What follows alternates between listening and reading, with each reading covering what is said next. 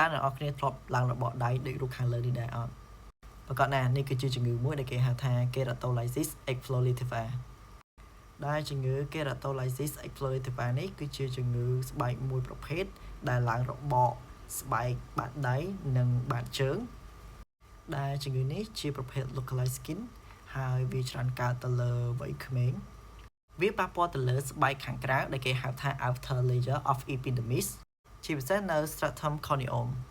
ដែលវាបណ្ដាលឲ្យស្បែកបាតដៃបាតជើងរបស់យើងឡើងរបកជាបន្ទះដែលមូលហេតុជំងឺ keratolysis explorativa គឺអត់ទាន់មានមូលហេតុណាច្បាស់លាស់ទេប៉ុន្តែមានកត្តាមូលហេតុខ្លះៗដែលគេគិតថាអាចនាំឲ្យមានជំងឺ keratolysis explorativa ហ្នឹងទីមួយគឺបញ្ហា excessive sweating ដែលអ្នកជំងឺបែកញើសបាតដៃនិងបាតជើងច្រើនទីពីរគឺបញ្ហា environment trigger ដូចជាអ្នកជំងឺប្រើប្រាស់សារធាតុដែលមានជាតិកាត់ខ្លាំងឧទាហរណ៍សាប៊ូបោកអាវសាប៊ូលាងចានឬក៏សាប៊ូលូកទាចំពោះជំងឺ keratolysis explorativa ច្រើនកើតនៅរដូវក្តៅ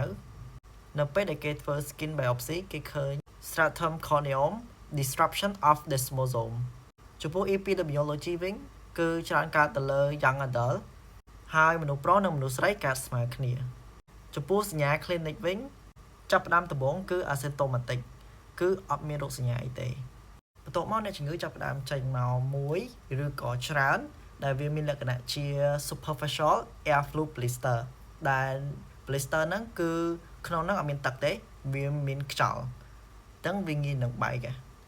ដូច្នេះនៅពេលដែល blister នឹងបែកវាបង្កើតបានទៅជា colored scale ដែល colored scale វាមានទម្រង់ជា circular ឬក៏ oval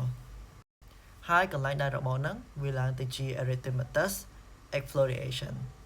វាឡើងក្រហមបែបហ្នឹងដូច្នេះកន្លែងដែលរបបវាធ្វើឲ្យខូចនៅ skin barrier function ហើយកន្លែងដែលខូច skin barrier ហ្នឹងវាអាចនឹងស្ងួតប្រេះបើក្នុងករណីធ្ងន់ធ្ងរវាអាចនឹងហូរឈាមផងដែរចំពោះការធ្វើរោគវិនិច្ឆ័យវិញគឺយោងទៅតាម clinical អ្នកជំងឺមកប្រាប់ថាគាត់អត់មានរមាស់ទេសុកគាត់ចេញអញ្ចឹងហើយគាត់ជាមនុស្សដែលបែកញើសដៃឬក៏បែកញើសជើងច្រើនឬក៏យើងអាចធ្វើ skin scraping ចំពោះ differential diagnosis ជំងឺដែលស្រដៀងជាមួយនឹងជំងឺ keratolysis explorativa គឺ hand dermatitis ប៉ុន្តែ hand dermatitis គឺវាមានលក្ខណៈរមាស់